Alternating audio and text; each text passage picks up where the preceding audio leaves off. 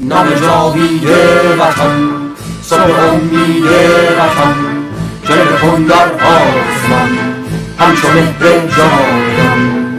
وطن ای هستی من، شور و سرمستی من، جلوه کن در آسمان همچو مهر جاودان.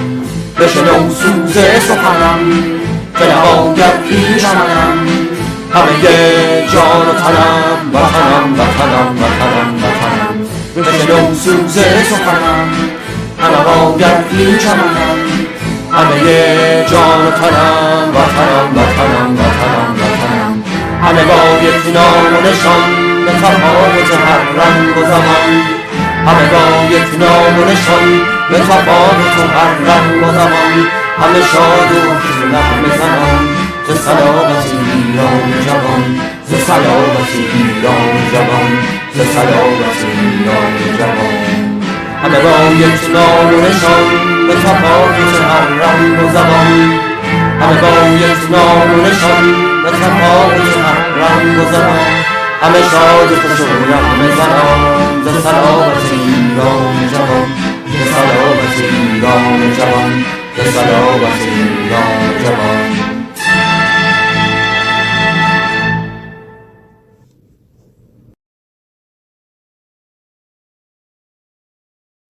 درود به بینندگان عزیز، من ماتیار داتخا مجری نسخه تیوی است. وقت تأخیر پیش اومده عذرخواهی نمی کنم. و اینکه ما میخوایم امروز راجع به یک ان جهانی صحبت کنیم، راجع به LGBT و این همجنسگراهای پوفیوز که چه خطری برای جامعه دارن، چه خطری برای جامعه جهانی و جامعه ایران دارن. جهانی به انم هم نیست، ایران مهم. اینکه صحبت کنیم که پیش از اینکه بخوایم به امور این پوفیوزها برسیم، بیایم ببینیم که این LGBT نکبت اصلا چرا در ایران داره چی میشه، همینجوری تکثیر یعنی داره تعدادشون بیشتر میشه. چرا؟ به دو دلیل. اولین دلیلش اینه که ترویج مردم به زندگی به اصطلاح غربی، اروپایی هم میشه ولی به اصطلاح غربی. اون غربی ها LGBT توشون زیاد ریدن تو فرهنگ. LGBT ها قدرت گرفتن، ریدن تو فرهنگ. شما تو انیمیشن های کاساشر دیزنی و اینا هم شما میتونی ببینی که چه گوی زدن. هر جا میری LGBT فیلم میای با میکنی دو تا گی دارن لط میگیرن. ولی ما دو تا لز ندیم، ما فمینیستا بعد اینجا شاکی بشن. چرا ما بیشتر فیلم ها دو تا لز با هم لط نمیگیرن، چه دو تا گی؟ فمینیستا الان اینجا شاکی بشید. بعد چی میخواستم بگم؟ بله، دومیش اینه که دومیش چیه؟ افراط در پنیرهای جنسی، غریزه جنسی. شما هی دنبال حشریتی ارضا کردن خودتی، هی میخوای بری در اون بمالی، هی میخوای بری این کارو میری تلگرام وا میکنی میری دنبال چیزای سوپر. البته دست خودت هم نیستا، اینا حساب کتاب شده است تو اینستاگرام تو همه جا پخش کردن. تو کساشر افراط جنسی یا کوفت و درد و زهرمار هستی. حالا به بهانه ها و دلایل مختلف تو میری تو اینستاگرام، یارو لخ شده داره میشه. حالا آقا ایرانی هم هست، خارجی، مهم نیست. اون بدنه، اون چیزی که تو رو حشری میکنه، حالا زن باشه مرد باشه اهمیت نداره. بعد خودت هم میخوای، کونت میخوای، جامعه به بگاهی و بیراهه رفت. هی دنبال ارضا کردن خودتی. دست بکش از این کارا، دست بکش دیگه. بالاخره آدمیزاد دیگه. تو یه غذا رو یه روز میخوری دیگه حالت بد میشه، زده میشی ازش. هر روز مثلا جلو تو کیلو خورش کباب بذارن، حالت بد، ریدم تو هک کباب جمع کن اینجا. اینم همینه، تو هر روز سکس کنی میاد دنبال چیزی جدید. یکی دیوونه میشه میره بی اس ام میشه، یکی با مالیدن چشم و ارباب برده و نمیدونم اینجوری میشه انقدر. یکی میره مثل این کسخلا چیز میشه، ال جی تو دسته ال جی هم جنسگرایی میکنه. یا میگه من جنس ندارم، من بی جنسم، من نمیدونم کیم، من هر دو رو میخوام.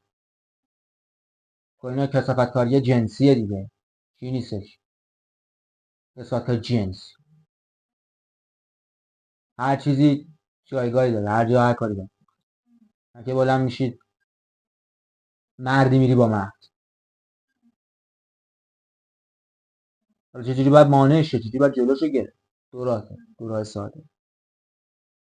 ساده. نه یه راه دشوار داره، یه راه ساده. راه ساده چیه؟ به تخمم که دارم اینجوری میکنم. انا اصلا کاری نمیکنم. این آدم یه خیالش کن، برای گوره باباش، به جهنم. به من چه؟ من لذت میبرم از زندگی. اینم یه راه جلوگیری از الژی‌بی‌تیه. با بیکاری، با کاری نکردن شد راه جلوگیری از این. ریدم در راه سختش چیه؟ راه سختش مثل من بیا دهن خودتو بگایی، جلوشونو بگیری. رسانه‌های کسچر غربی، اونا که وابسته به من، مثل ایران اینترنشنال، پول میگیره اینجوری، پول میگیره، پول میگیره، این پول بره تو کونت، اینا رو ترویج. چیکار می‌کنی بعد؟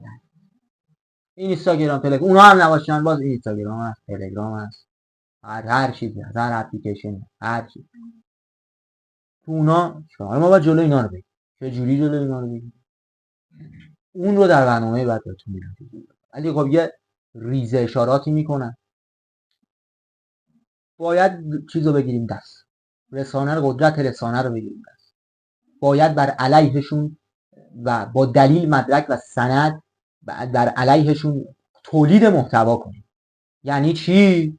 یعنی این که مثلا اون دیوسا کل رسانه از LGBT داره صحبت میکنه، کل رسانه مثل این مثال ساده بزنم، مثل یه دفعه تو یه هفته یا یه ماه آی زنتو گاییدم میره بیلد میشه میره بالا. ما باید همیشه مثل همچین چیزی بیلد باشیم رو بالا، با سند، با مدرک، مثل خودشون که میان فقط در رو باد مده زلزل میکنن نباشیم. اینجوری ما سگ ما رو معلم.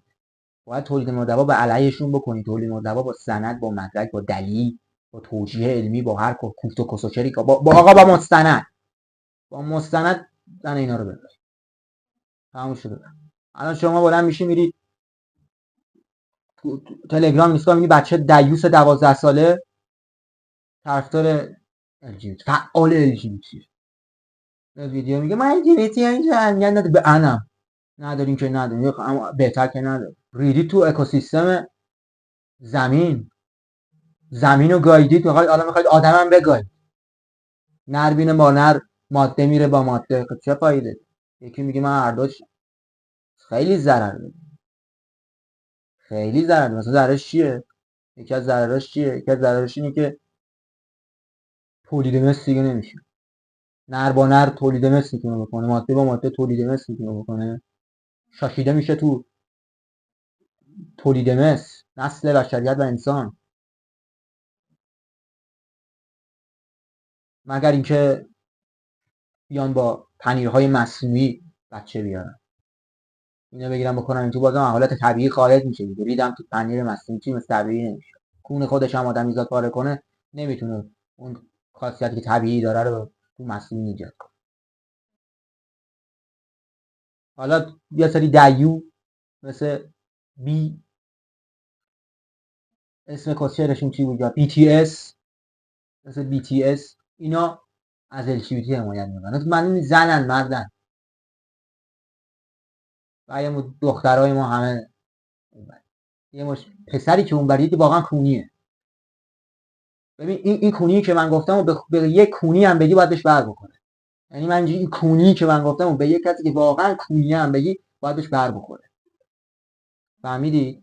حالا دیگه زیاد صحبت نمی کنیم، ویدیو طولانی نشه.